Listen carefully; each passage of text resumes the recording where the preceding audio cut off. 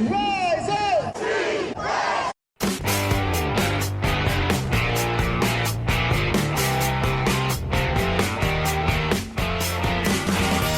This is the Rise Up See Red podcast, all about the Arizona Cardinals and the NFL, featuring insider and outsider perspectives. Enjoy the best hour of Cardinals talk on the web. Now here are your hosts, Jess Root and Seth Cox.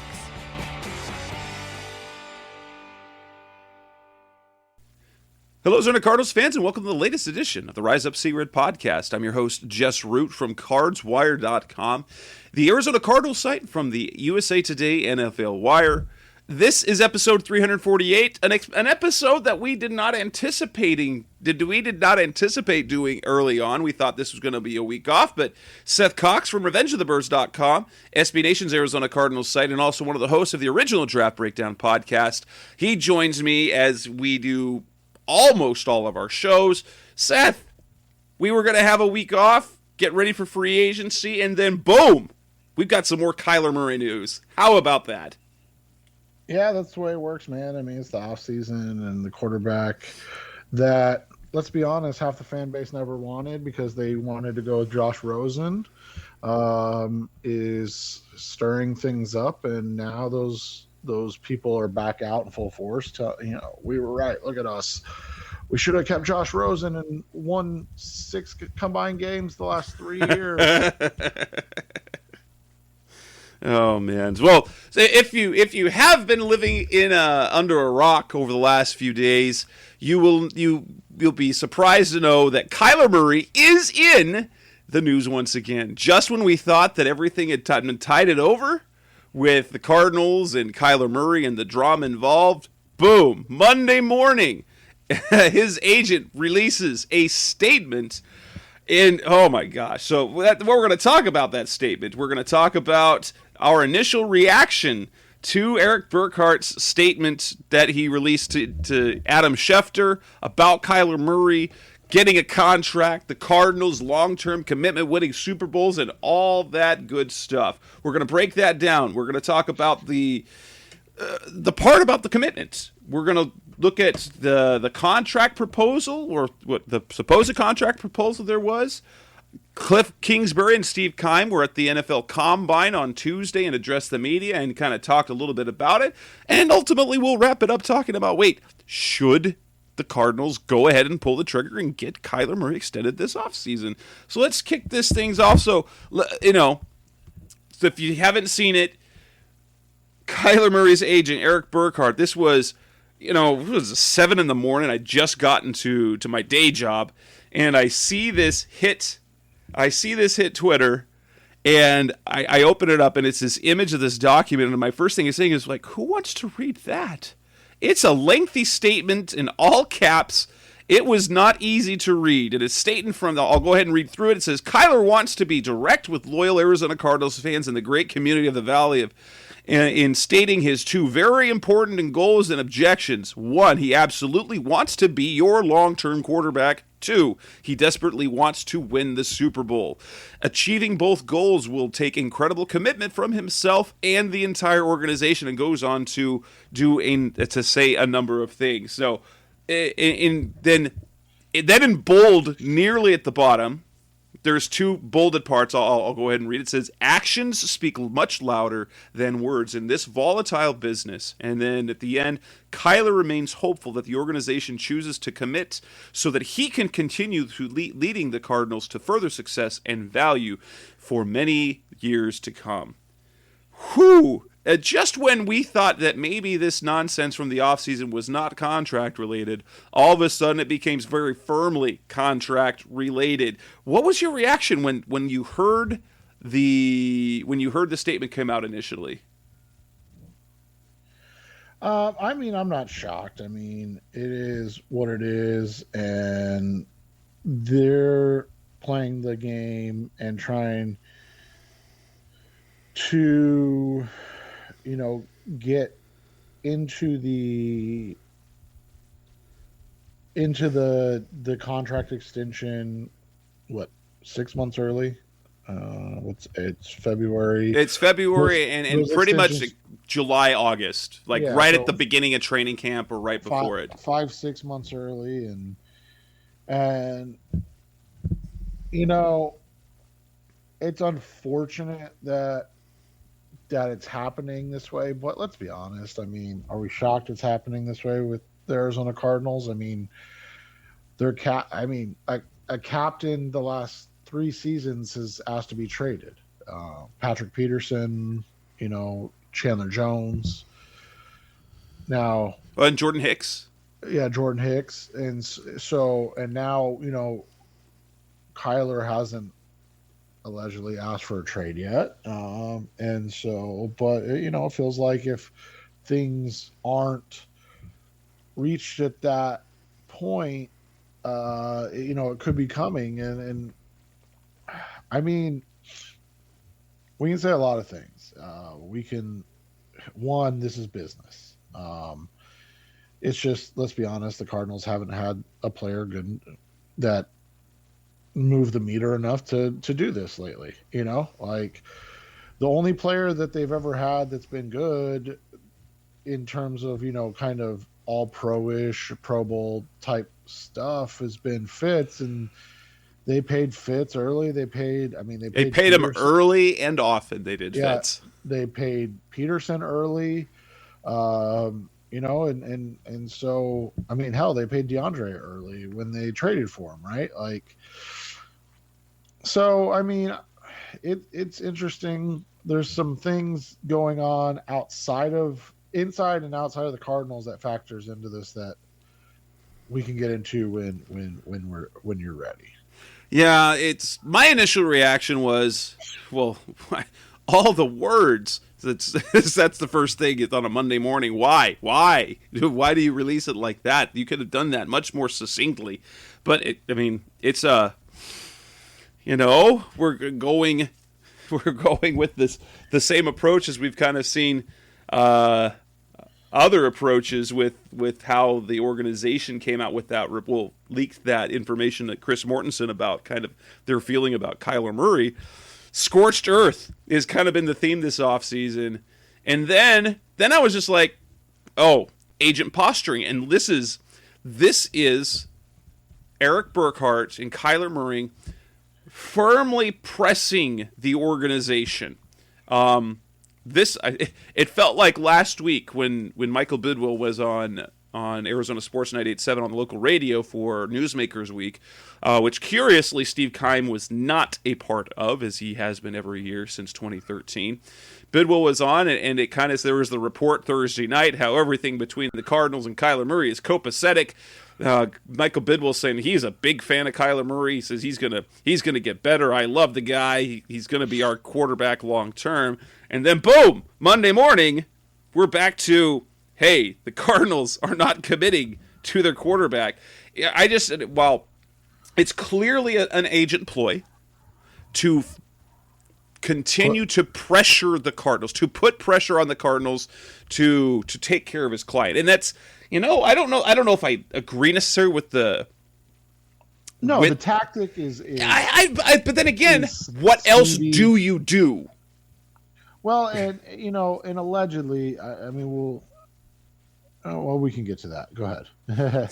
But that's the thing, is what else do you do if you, and then we're going to talk about it, they supposedly took a contract offer to the table, and so if in private they're not going to feel that pressure to do what ultimately the agent and Kyler's goals are, you take it to the next level. You take it to the next level, and what's strategic about this is it comes directly from his agent, and so what Kyler is saying is about football and stability, and his agent's talking about money.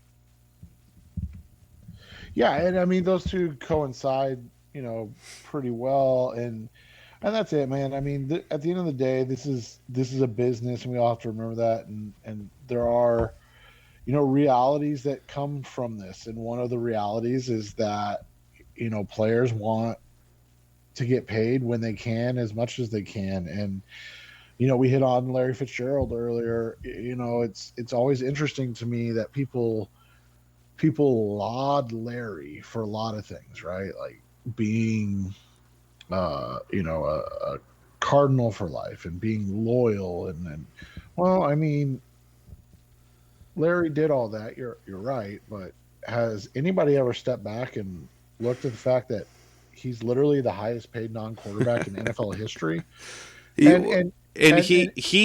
He never relinquished leverage on his contract ever. And I'm not going to try. Is Larry Fitzgerald one of the greatest players ever? Yes, absolutely. He was an All-Pro one time in his career, once. Now, again, that's not saying anything. That's not taking away from but the Cardinals paid him more than any other non-quarterback in NFL history for one All-Pro season. And people are like, well, you can't pay Kyler Murray top 5 quarterback money. He's not a top 5 quarterback.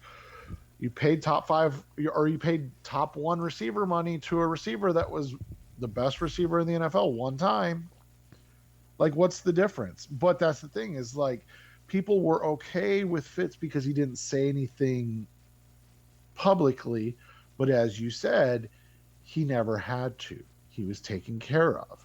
He was taken care of to an extent that no other player in NFL history had been taken care of. And so when you look at it from that perspective, it's really easy to be like, he should be like Larry. Okay, well then treat him like Larry, right? Like, pay him like you did Larry. Pay him an astronomical amount of money without having to have this happen. But that never happened. And so, remember, Larry Fitzgerald was getting quarterback money as a wide receiver in the late 2000s, early 2010s. The Cardinals had to lose guys like Anquan Bolden and that was essentially it, is that Anquan Bolden left because organizationally they couldn't commit money to both him and Fitz. Yeah, and remember, I mean, the other thing is this, and people like to have this revisionist history on things. This organization made Kurt Warner get on an airplane to go to San Francisco to take an interview before they decided to pay him. Remember, like, this isn't a new thing. This is how the Cardinals have unfortunately done business for a long time. And now you've got a player who, is trying to control the power to an extent that we're seeing quarterbacks, especially in the NFL, do. And it's just, it's such a change. And whether or not you and I agree with the tactics, it's the reality of the NFL now. I mean, you've got Aaron Rodgers holding the Green Bay Packers hostage. You have Russell Wilson holding the Seattle Seahawks hostage. This is the thing, is if you're a quarterback that's worth their salt, then and you want to control the financial or whatever the narrative is, it's going to happen. Yeah, totally. Now the question is I have for you before we move on to the next part is it too much too fast in terms of what the agent did? I think what it does, I personally wouldn't do it, and maybe it's too much too fast, but what it does, it hangs something over the organization's head all off season. So we're going to be looking at every single free agent move and wondering, are they skipping out on Kyler? Are they punting it? Are they punting? Are they waiting till the offseason? And there's reasons why they would, because right now the priority is free agency for guys around Kyler when Kyler's already under contract. But I almost say it's too much too fast, but at the same time I'm like, let's put that pressure on him. Like let's make this, let's have this hanging over their head. I know for fans that's not going to be super pleasant, but why not hang it over the Cardinals' head for a little while to sort of keep them honest when it comes to their intent for keeping him long term. Yeah, and that's the thing too, man, is like you look at it, this is about stability to an organization that's never had any. And when you look at it from the perspective of how is he going about it, and you just allow that to be the narrative or be how you're looking at things, right? The microcosm of things of, well, I don't like that he's, putting this pressure on the organization, or that, he's demanding it before his fourth season. He's never even won a playoff game. But at the same time, you're talking about I believe it's the third losingest professional sports franchise in all of North American sports. You're talking literally about an organization that the 11 wins this season was tied for the second most in franchise history. And you're talking about a 24-year-old that looks like he's got 10, 11, 12 years of Pro Bowl football left in him, that set, franchise and NFL records in his first 3 seasons. That's saying, let's get this locked in for the next 6 years so that people know the direction of this franchise. And people are going, I don't like the way he's going about it, instead of reading it as he wants to be here and he wants to be a part of the change of culture that this franchise is desperately needed. Absolutely. They've never had a quarterback. Now, have they ever had a quarterback worth paying this much? Yeah, probably not. But the intent that he has of winning is palpable. Now, people are saying he's pouty, whatever. But point of the matter is, was it too much too early? That's tough to say, but I don't mind it. And I like that there is a little bit of something that the Cardinals aren't used to, and that's where keeping things super quiet. It's not being hostile. It's not requesting a trade, but it is saying, hey, you need to take care of me. Are you committed? You're saying you're committed to me, but are you really committed to me? Because, as it says in the statement, we know full well that in the NFL, promises for money down the road are only promises. Promises don't pay bills. Promises don't set your family up for life. Actual money does. And when it comes to how do you show a player that you're committed to them, you pay them. That's how it works in this business. Right. And that's the thing is, when do these third, fourth year extensions come? Well, we said they usually come in July or August. But this is an unprecedented situation. You don't see 11-win teams that made a playoff go into an offseason with a lame duck head coach and general manager. It just doesn't happen. So from that standpoint, there needs to be some sort of show from management of what the direction of this franchise is. And quite frankly, whether or not you agree with the way Murray goes about it, that has to happen. And it's just, I don't know why it's just not happening. And instead, what you're getting is this us versus them mentality, or us versus Murray mentality of fans. And it's just going to, I don't know. We'll see it. We'll see. Coming next on the Rise Up See Red podcast, the best of Cardinals talk on the web. Let's take our next subject, which is the commitment part, and we touched on it. We'll talk about that more coming up next on Rise Up See Red. We're back on the Rise Up Sea Red podcast, the best our Cardinals talk on the web. One of the things that is very firm in this statement is the idea of commitment. Okay, it starts off. He gives the two goals. He wants to be the long-term quarterback for the Cardinals, and he desperately wants to win the Super Bowl. This is what he says in the statement. Achieving both goals will take incredible commitment from himself and the entire organization. Okay? And then it talks about what he's accomplished, yada, yada, yada, all sorts of things. He says, looking ahead, Kyler believes that in order to consistently compete for championships and ultimately deliver the Valley their first Super Bowl in 33-plus years, there needs to be long-term stability for both the organization and himself to overtly communicate Kyler's desire to be the Cardinals' long-term quarterback. We'll talk about that more later. But he believes that to win a Super Bowl, that there needs to be both commitment to him and the organization.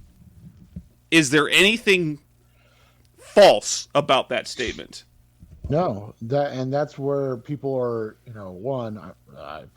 not reading the statement, because let's be honest, that's a really long and small typed out statement. Like, my buddy Kyle Posey tweeted out, he could have just saved a lot of time and just said, stop drafting inside linebackers in round one. But yeah, I mean,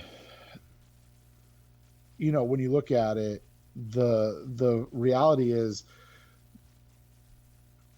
the commitment has been a lot of dog and pony show. A good way to put it. What did they do? They went and signed JJ Watt. You and I like the move. We're not going to go back and be revisionist. We like the move. We both were very concerned about spending the money they did on a guy that has not played a ton of football lately. And I think we were both right in our concerns. And they came to fruition. We both love the Rodney Hudson move. And then he misses, I think, 6 games for the first time in 3 years, or 4 years. But also, I mean, that's what happens when you go after 33, 34-year-old centers. And so, and then he literally had the worst year of his career in the last, I think, decade. And so you make these moves that on paper, if they stay healthy, if they work out, they're great moves, but they don't work out. You sign an AJ Green, and you and I were both kind of like, I mean, let's be honest, they got more out of Green than we expected, but there were a lot of times during the season where Green was aloof and inconsistent, and those things happen. And so there was a lot of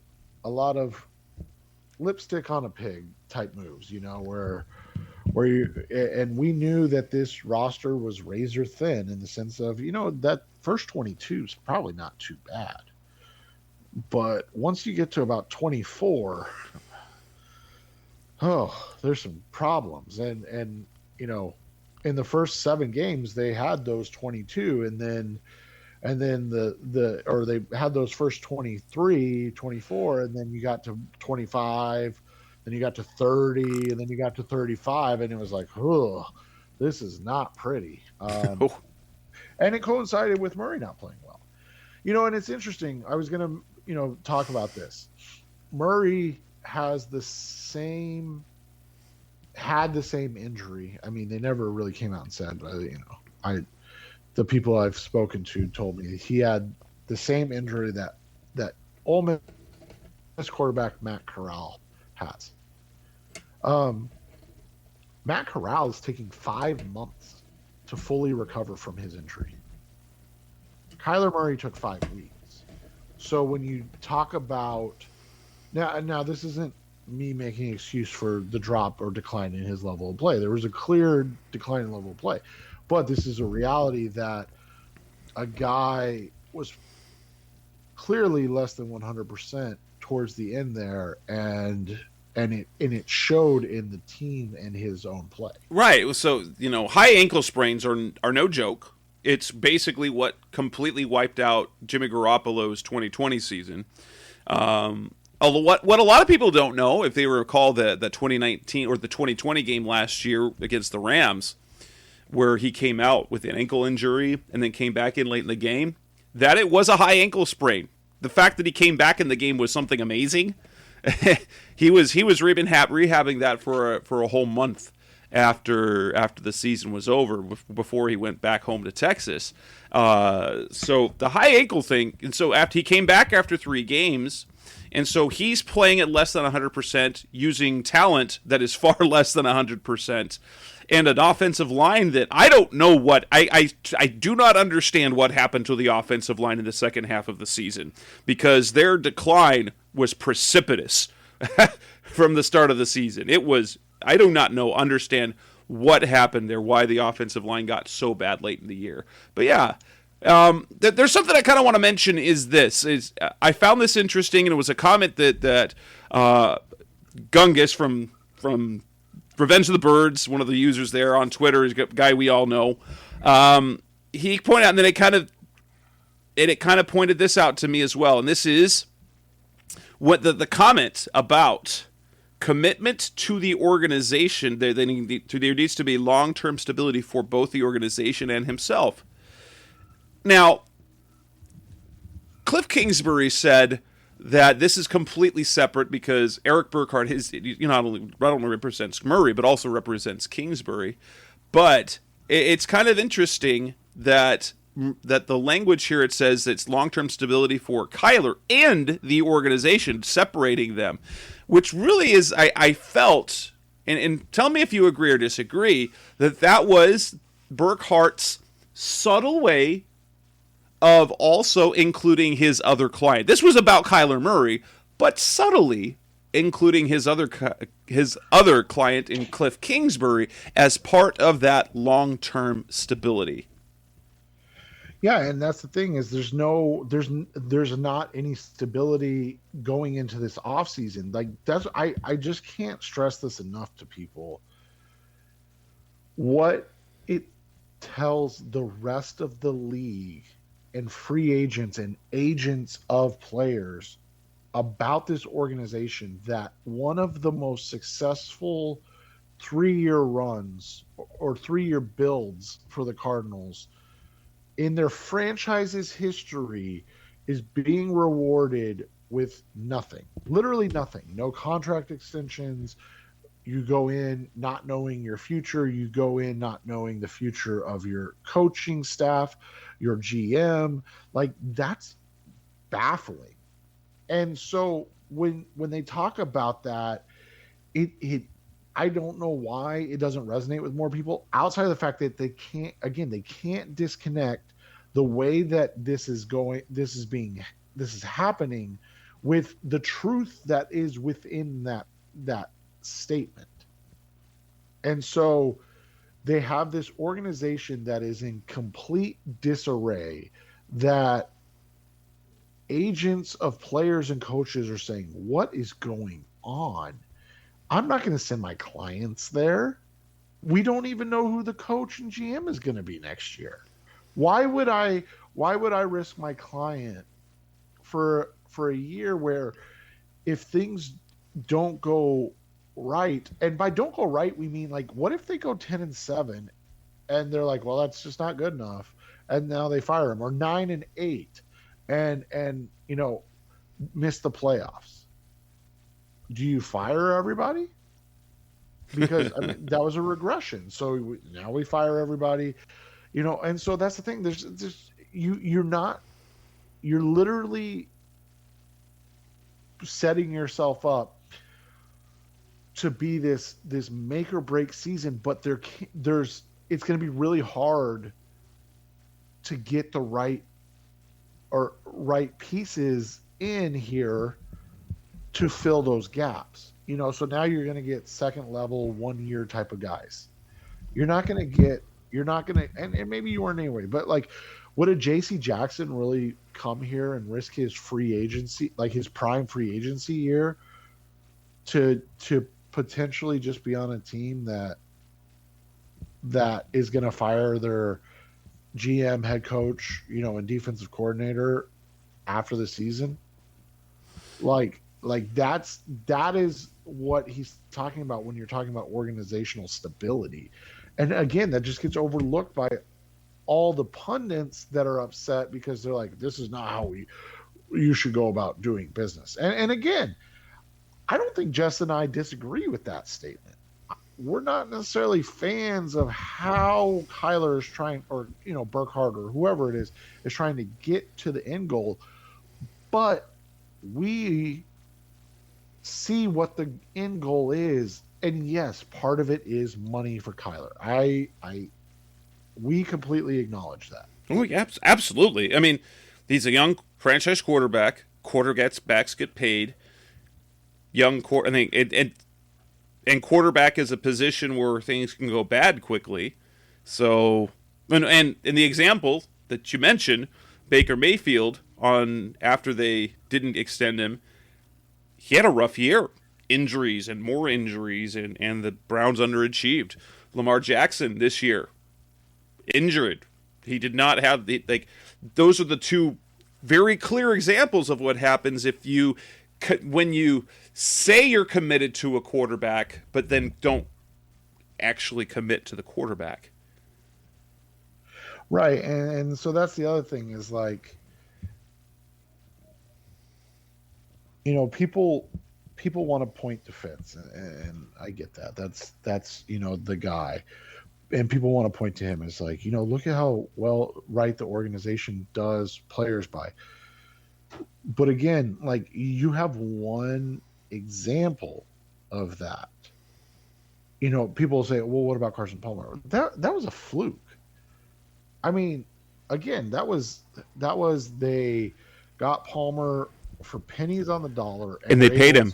And they paid him. And then they paid him immediately, remember? They paid him, and then he got hurt immediately. After that, immediately. And then, and that's what I said. Look, I go back to Kurt Warner. Like, Warner literally had to go get on a plane and go take a meeting with San Francisco to get Bidwell to be like, oh, okay, yeah, we'll pay him. Like, you had Tyrann Mathieu. You had, all pro players, Tyrann Mathieu, Calais Campbell, Anquan Bolden. Like, the list of guys that have gone on and gotten paid by other franchises and produced at high levels and have, quite frankly, not had great things to say about the Cardinals. That is the culture, and that is the belief of who this organization is. And people are like, yeah, but he needs to be like Fitz. He just needs to be happy that he's on the roster. Like, let's be honest. He should just be happy he's on the team. And that the Cardinals allow him to suit up instead of being like, hey, this guy is pushing for cultural change within the organization. Again, going about it, not my favorite type of way, not what I would have done, not the way I would have approached it. But again, if they allegedly brought a contract extension and offer to the table and then did not get a response from the Cardinals, which, by the way, would be the third player that's allegedly done that after Patrick Peterson and Chandler Jones, then there is an issue. Because, again, you're saying we want to commit to you, and then you're saying we're not going to talk contract negotiations with you. And we said the same thing last week about when we talked about DJ Humphries. Like, what's the plan, man?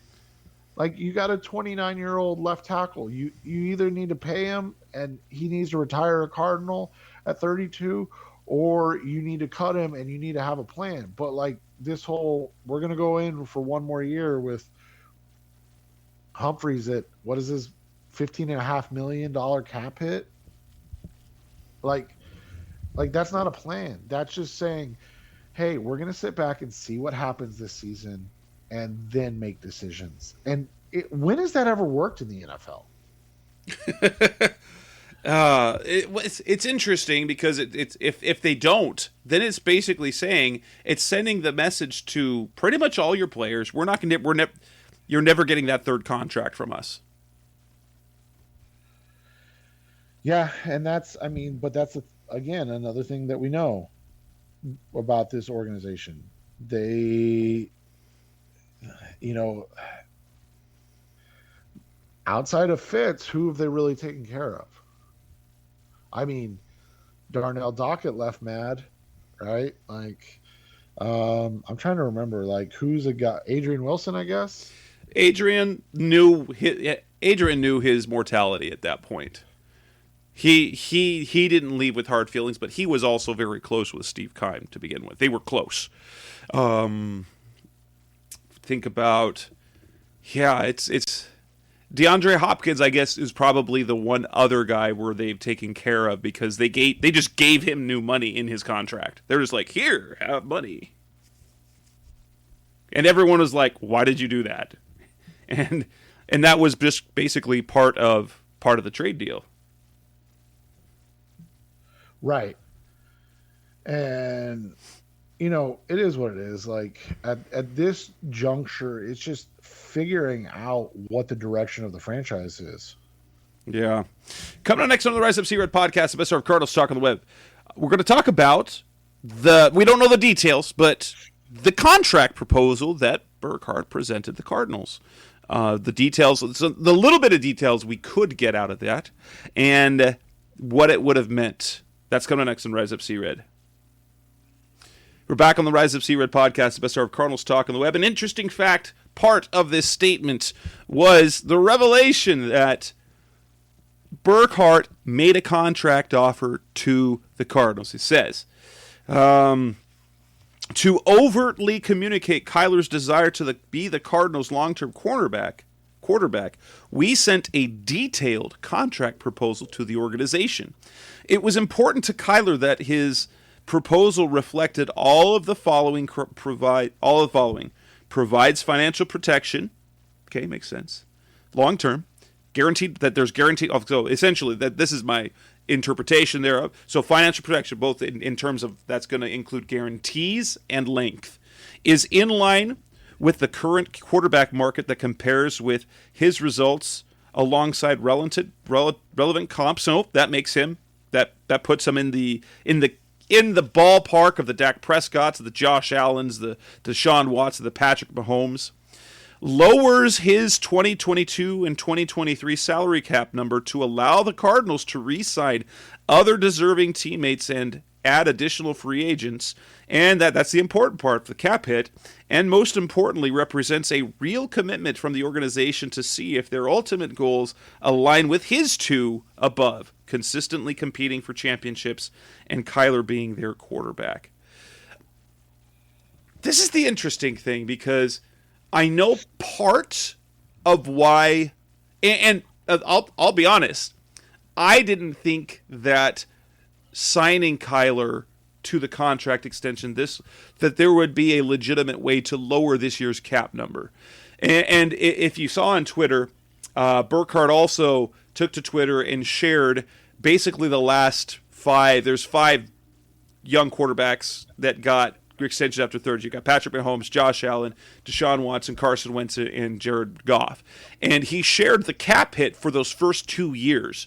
And so he kind of stressing the fact that, so even with this year where he's scheduled to have an $11.6 million cap hit, that could have been reduced, which adds flexibility this year. It could have reduced the potential cap hit in 2023, which would then, in 2023, and then before things get big the year after. How much would you suppose the length and the per year average was going to be? I would guess 45. So probably 6 for 45. And so that you would have put him given him another 4 years or another 5 years after this year, or that it was going to be 6 years beyond this one. So did they do 7 for Mahomes? Wasn't his something? I don't remember. It seemed like an absurd amount. Maybe. See, I was thinking, yeah. So this year and then 6 after. Okay, and so that, or maybe this year. Yeah, I think that's how it will work. because that's kind of the hard thing with how they word it. Because if it's a 6-year contract extension, sometimes the 6 years includes this year, or sometimes it's the 6-year extension to it. So it sometimes goes either way. It's hard to figure out. But there was a number that came out from somebody from Pro Football Focus that said 6 years, $275.8 million. I don't know if that, like, I'm not going to say that came out. That number, I'm sure, had some research behind it, and it probably might have matched what that proposed the Cardinals. Now, let's kind of look at the number. So, it would have been possible to reduce Kyler Murray's cap number this year. But so cap numbers, how that goes. For those of you who are not as cap literate per se, how it works is that your cap hit is the amount of your current year's salary and money paid this year, plus the proration of your bonus, or specifically signing bonus or other restructuring bonuses, and that gets prorated through the length of the contract up through 5 years. So now there was a local radio host suggested that it would be super easy for the Cardinals to get Kyler's cap hit to like $5 to $6 million. I will tell you that is literally impossible, because it is impossible. So the lowest his cap hit could be this year is just under $7 million. He has a $5.9 million proration bonus. So that's $5.9 million left on his signing bonus cap hit. That has to happen. And then his salary is going to be just under $1 million. So if he took no new money this year, which I will tell you, no agent is going to do, then his cap hit would be $7 million. If the smallest reasonable cap hit would be an $8 million cap hit thereabouts, because he is due $4.5 million in a roster bonus in August in training camp. So he was going to get $5.5 million in cash this year. Any new contract would not have paid him anything less than that $5.5 million cash this year. But had they included that, or made that $4.5 million, or if we want to make it an even $5 million, they could have made that $5 million signing bonus paying him now, use that $960, and he gets his salary of nearly $1 million, and his cap hits right at about $8 million. That still lowers his cap hit by $3.5 million over the $11.6 he was supposed to have. So that is very possible. But that would be adding no new money. It would just be paying his current money a little earlier, a few months earlier. And I'm sure that his potential contract also included a large chunk of guarantees, were probably 2022, 2023, and 2024. All of that money was probably fully guaranteed, if I had to guess. Right, and that's the thing, is like, again, don't get any of this twisted, any of it. Kyler was looking to cash in. He was also looking at the roster, the holes on the roster, and saying, we need money. You and I discussed this last week. This team is in financial distress when it comes to salary cap space and their needs. And extending him frees up some of that money. It's not a ton. It frees up some of that money. But that's worth that $3.5 million. That is, in salary cap terms, that is potentially a quality player you add to the roster at $3.5 million. Right, and that's probably like a starting guard type of thing. Yeah. Or a depth person, Or like we talked about, maybe you're able to re-sign a Max Williams at that price for year one. Totally. So we'll ask the question down the line, but if you're giving him, if you're saying 6 years, $275 million. Oh, here's the other part. Next year, on the 5th-year option, which the Cardinals will pick that up. There's no question to that. That salary is going to be somewhere between $25 and $30 million, depending on how quarterback salaries balance out. Based on the beginning of this year, he would have been due $25 million based on the fact he hit 2 Pro Bowls in his first 3 years, but it looks like quarterback salaries and the number that Seth gave you before the show was about $29 million. So that would have been a $29 million salary, and it would equal his salary cap hit. So to structure that contract extension where he gets his roster bonus money this year early, again, as you're working with, if you're talking about how agents work with their clients, is that if Kyler was going to get $29 billion in cash last year, well, you can guarantee that his agent's not going to structure a deal where he gets nothing less. He gets anything less than $29 million in cash. And so what likely would happen is then they pay him another one of those. It wouldn't be a roster bonus because that would hit that year, but you pay him an option bonus. You call it an option bonus that's fully guaranteed of $25 million, and then that prorates over the next 5 years. So you've got a $5 million cap hit, and then you pay him $10 million in salary. So now he's getting $40, or rather. So there he's getting $35 million in new money this year, and his cap hit's only $15. And so you've essentially saved $14 million in cap space next year, so you still have flexibility. It's just that what ends up happening, then everything escalates the next year in 2024 and beyond. But here's the thing. When we're looking down the line, we're looking at a team who wants to win now. Does it matter what that cap is down the line?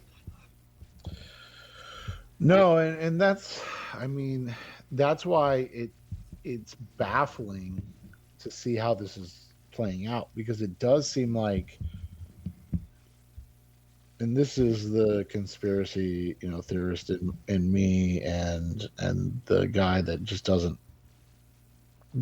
I guess, doesn't believe in what is being said about their commitment towards Kyler,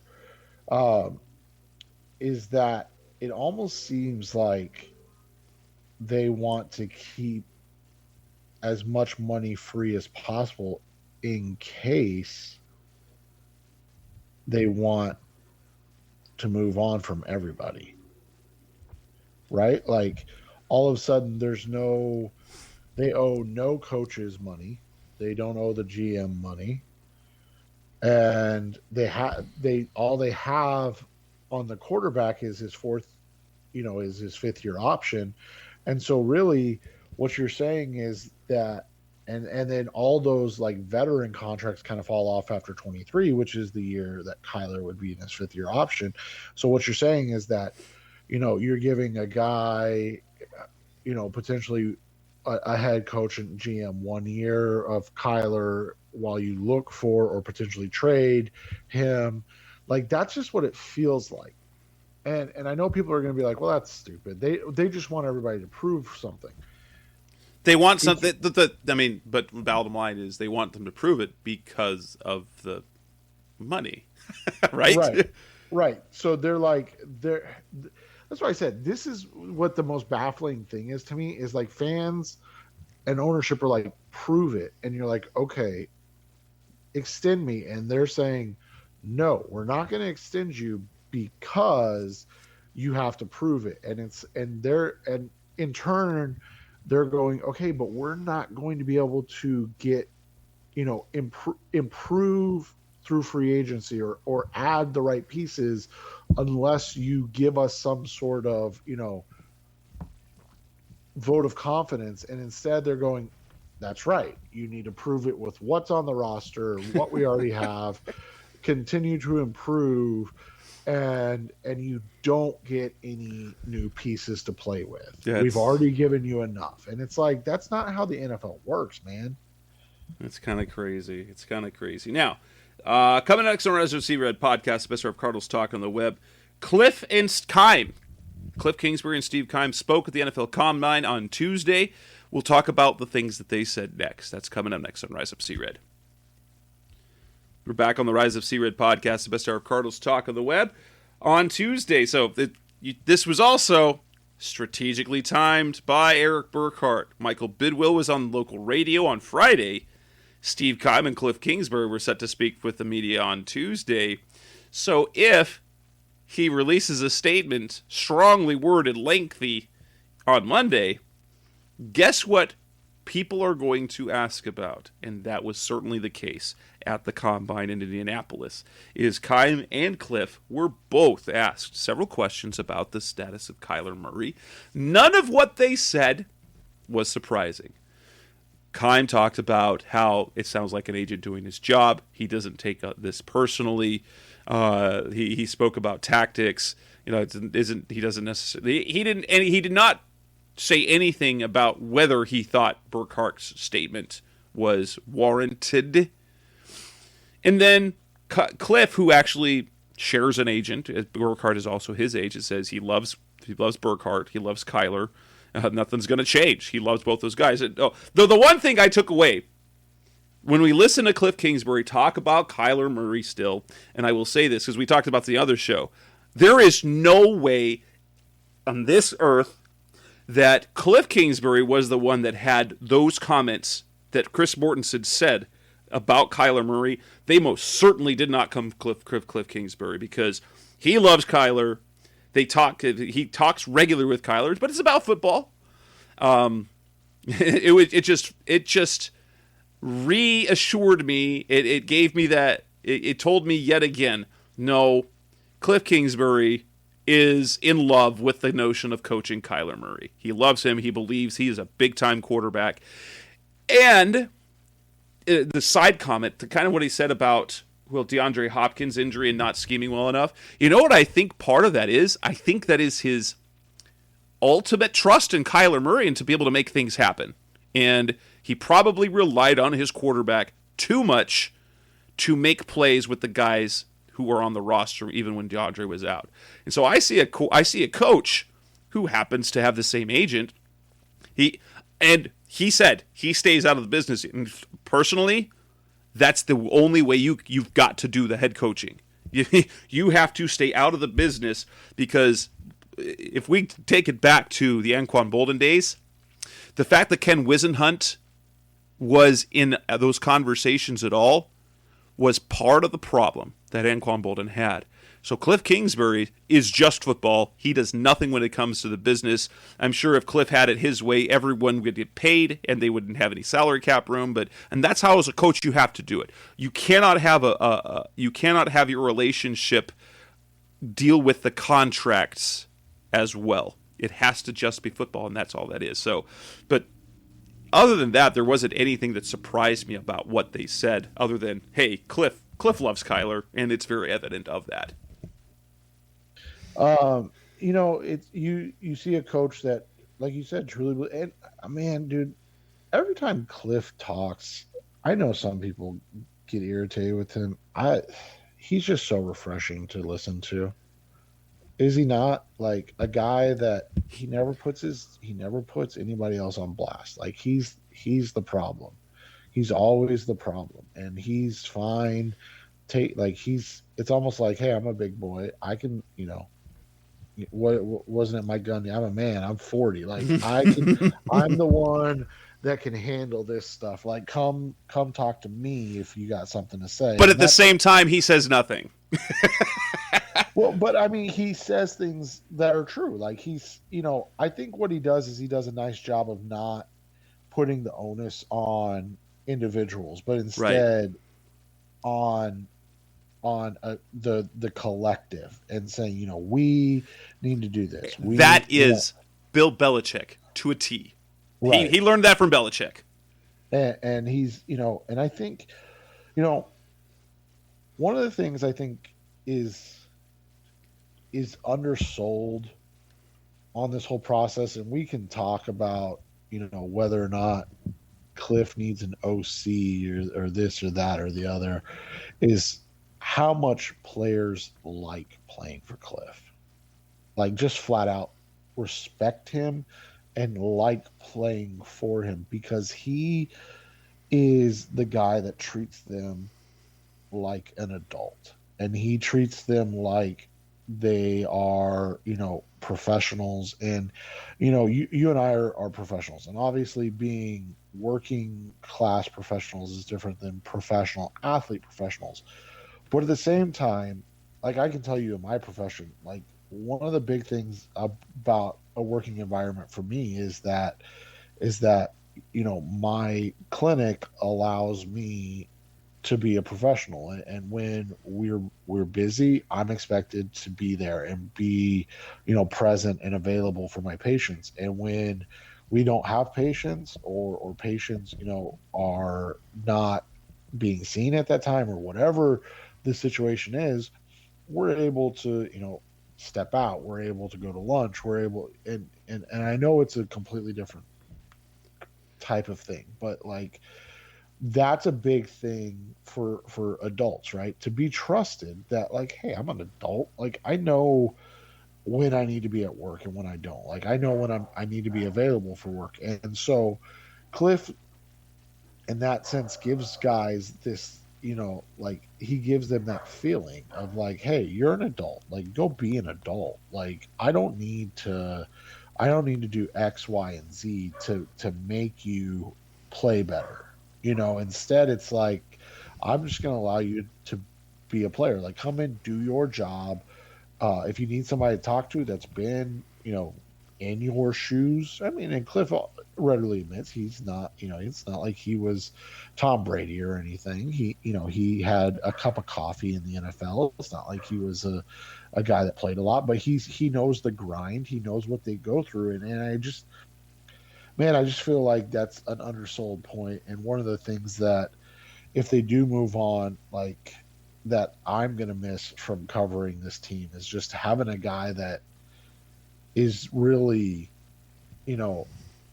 that never puts players on blast, that he never makes players feel like they're the reason that they're unsuccessful, and instead is always looking to figure out what they can do to get better. The perfect example that we go back to 2019 was David Johnson, in my opinion, because, and there were conversations, is that he and Kliff had conversations, and Kliff explained to him that it was going to be Kenyon who was going to get the carry, and David Johnson, it wasn't angry, he was low-key benched, and Johnson wasn't happy about it. He talked about having a conversation like, we disagree, but those are that's kind of how Kliff handles things, is, and you see it. He doesn't publicly criticize any player. He talks about and he keeps the right amount of separation. From my perspective, for my part of the job, it's so much nicer when they give you information or they go into detail, but he obfuscates, he clouds, like when someone asked him if he'd talked to Murray since the statement, he said, nope. And then, do you talk to Murray regularly? Yes. And then he tried to, like, I was asked if I talked to him since yesterday. Since I haven't. We talk regularly. About what? He said, football. That's our job. Right. And I mean, that's the thing. Again, when you look at it from that perspective, that's one of the things that guys admire about Kliff, is that the first thing Kliff said when he came out was, that's the business side of things. Like, I'm not getting into the business side of things. I'm the football guy. And again, I think that shows who he is as a person and as a coach, that he is a guy that loves his players, and quite frankly, like it's one of those old axioms, and it's definitely overused, but like it just feels like he's the type of guy that would be like, hey, I'd die for you, right? Like I'd fight tooth and nail to the death for you. It's a nice dynamic if you think about it, because we kind of know Kliff doesn't really have control over who makes the roster.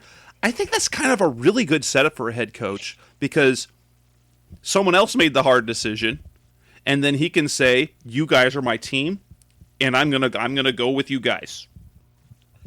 Yeah, and he does. I mean, like, I still think about that Jordan Hicks interview at the end of this season, and about every glowing thing he said about Kliff as a coach, and it really trumps everything else for me that we hear from outside people about Kliff, because it just shows that, yeah, Kliff has deficiencies. I mean, Kyler has deficiencies.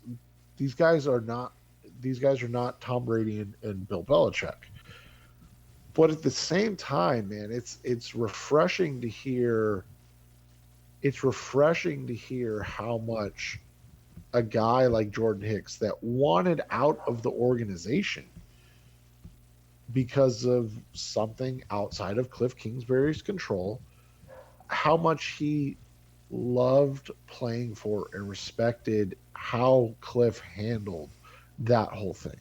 Because as you said, like, it's clear Kliff's not involved in that, right? Right. It's like he doesn't have to worry about it, so he can focus only on the relationship with the guys on his roster.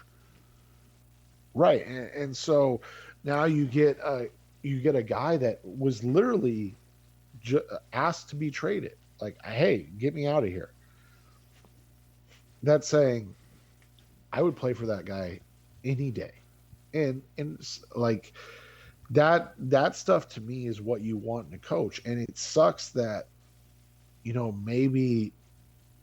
maybe not having more control over the roster or more say in draft picks. And we don't, now we're kind of spitballing some things, but like in those situations may end up costing him, his job. And again, based on results, I don't see any reason he should lose his job. But, I also understand that the way the Cardinals have finished the last 2 years leaves a sour taste in people's mouth. And, even if you go 11-6 and lose in the first round of the playoffs, it's not good enough in this NFL day and age. And we know that. And we've seen Doug Peterson get blown out by the Philadelphia Eagles 2 years after he won the franchise's only Super Bowl. Like, this league, more now than ever, is truly not for long, and it's for coaches and players at a giant clip. Absolutely. Cut on next on the Rise Up Sea Red podcast, the best of Cardinals talk on the web. We're going to wrap things up, and ultimately we're going to talk. Should the Cardinals do it? Do we believe that this is in the best interest of the team? That's coming next on Rise Up Sea Red. We're back on the Rise of Sea Red podcast, the best of Cardinals talk on the web, and we're going to come down to the basic question. Should the Cardinals extend Kyler Murray this offseason? Should that be the case? I, for one, while I will say publicly on a radio show earlier, I believed earlier this offseason, I felt that it would have been better for them to wait till next year to do that. But that was more than anything.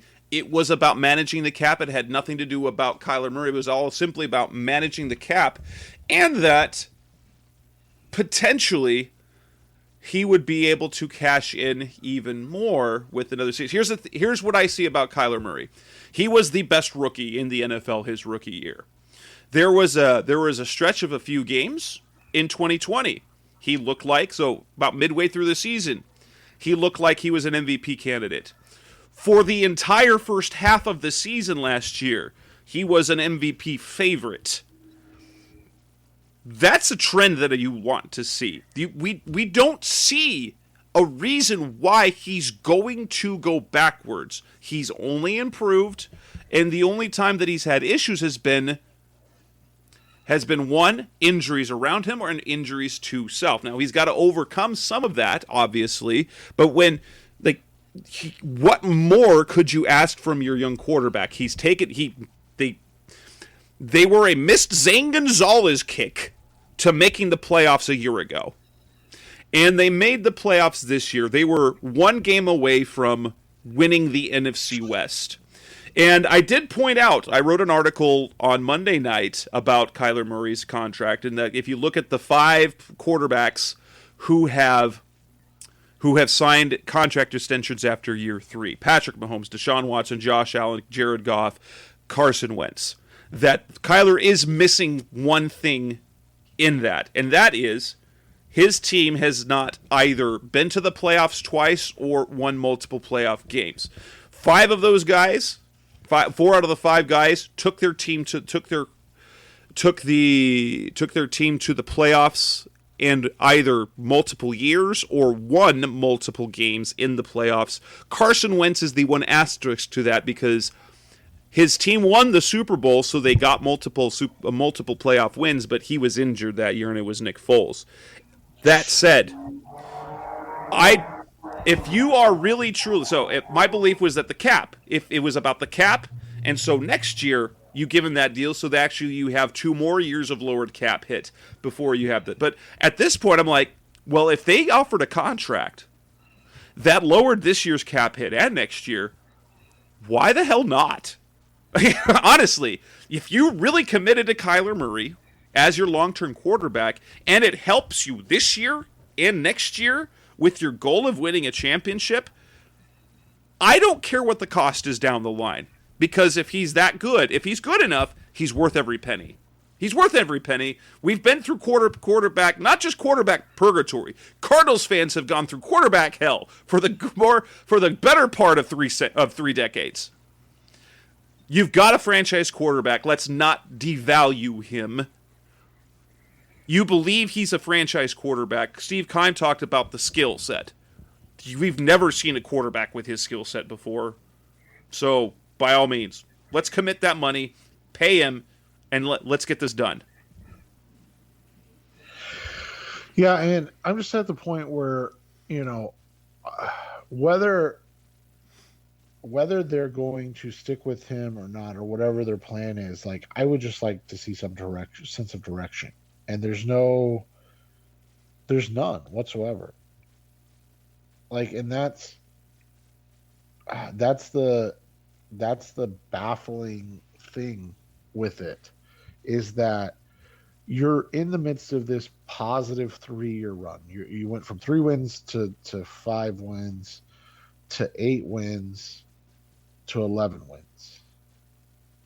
You improved every year. You've grown as a organization and a franchise, and it just feels very much like you're handcuffing yourself going into that 4th year and telling everybody, well, you got to prove it now. And it's like, what is the plan? Why are we stunting the growth of this team that we've seen over the last 3 years? And if we are, what is, like, why not fire everybody now? Like, what is waiting a year gonna do? I guess you're just hoping that everybody stays healthy, that Kliff, takes some onus or some of the things that he's talked about and improves in them. And then Kyler's able to stay healthy and stay strong down the stretch run. And then you'll be like, okay, you all were good boys, and now you deserve your contract extension. Whereas if you just extend Kyler, at least you know what the franchise is going to look like for the next 5 to 7 years. And if you end up firing Kliff and or Keim, then that coach coming in knows his quarterback. Right. And that's the thing that I think is really kind of missing, is that this is a franchise stabling situation, and everybody's looking at it as a franchise crippling thing if you sign Kyler. And I think that's where the missing, piece is that people are saying, well, you're just, you're going to screw up your franchise forever. Okay, well, Let's look at the history of the franchise. It's right. not like I love the Cardinals, and you know me. I'm super supportive of the things they do. I'm always optimistic, but I mean honestly, if the deal ends up being a bad deal and the organization looks bad because of the contract, what else is new? Right. I mean, that's the thing. Yeah. And the craziest thing is, say you sign him this contract, right? And to your point, like things don't work out. All you have to do if you're Michael Bidwell is you say, look, we fired those guys that signed him to that extension, right?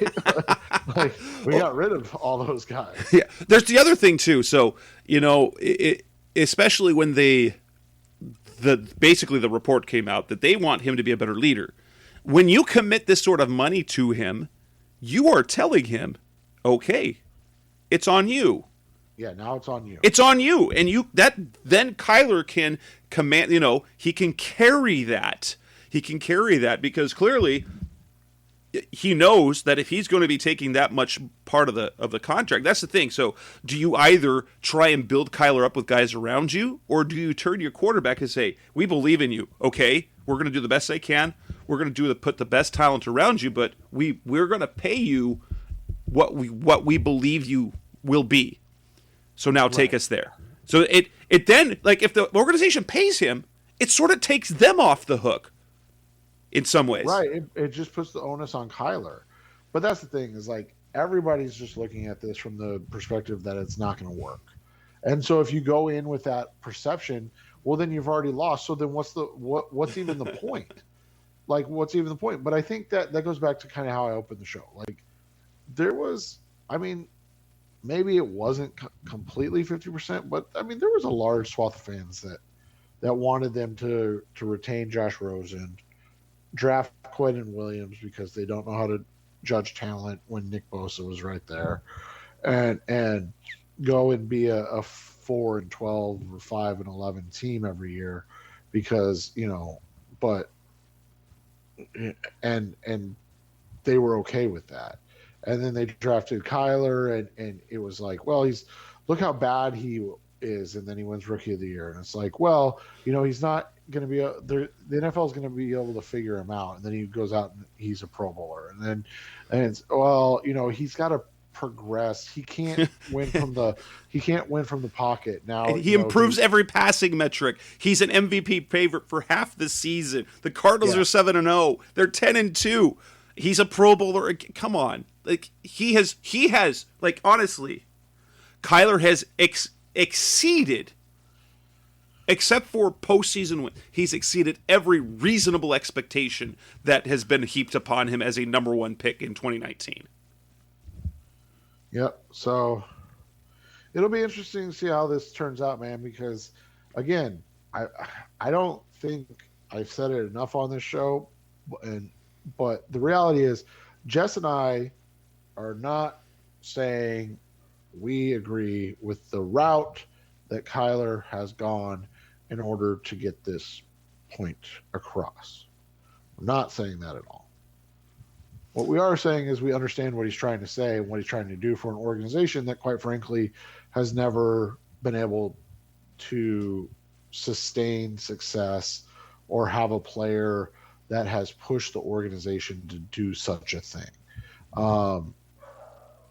I hope it works out.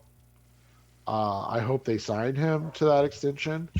And to your point, I hope he then takes the onus on himself of, okay, now comes the work. I did the first part. I was the number one overall pick. I was the Rookie of the Year. I was a two-time Pro Bowler. Now comes, push. There's only one All-Pro quarterback every year. It's going to be tough. But if you're winning division championships, if you're competing for NFC championships, nobody's going to care. Like, nobody's going to care. And so go do that with that contract extension. If you don't, then they'll be bad. People will hate him, and we'll still be in the same spot we are. Yeah, we'll be a team that people think's bad, so it's fine. But the difference is all the people that dislike him and don't think that they should pay him, the team will actually be bad then too. So instead of being an 11-win playoff team, they'll be like a 4 or 5 win non-playoff team. So at least, if the people that don't want to re-sign Kyler, think of it that way. If you're right, this team's going to be really bad for the next 4 or 5 years if they do re-sign him. And that means that they're going to be able to accumulate all the draft picks. Yes. Yeah, all those juicy draft picks that they've had for the last 35 years since they moved to the Valley and have done nothing. So, I mean, we can continue the cycle. It's going to be so awesome. It'll be great. Those good old Cardinals. Anyway, that will wrap up this bonus edition of the Rise Up Sea Red podcast, the best hour of Cardinals talk of the web. Seth and I will be back next week as we originally planned to do our free agency preview, where we'll talk about players to sign, players who fit, and more. We'll be back again next week. That's Seth Cox. I'm Jess Root. Thanks for listening always. We'll talk to you again next week. Thanks for listening to the latest edition of the Rise Up Sea Red podcast. Listen to previous episodes and subscribe to the show on Apple Podcasts, Stitcher Radio, Audioboom, or many other podcast platforms so shows are delivered directly to your mobile device. Please give the show a 5-star rating and always support the sponsors who support the show. We'll be back soon for the best hour of Cardinals talk on the web. Rise up, Red Sea, be Red Sea Red, and of course, Rise up, Sea Red.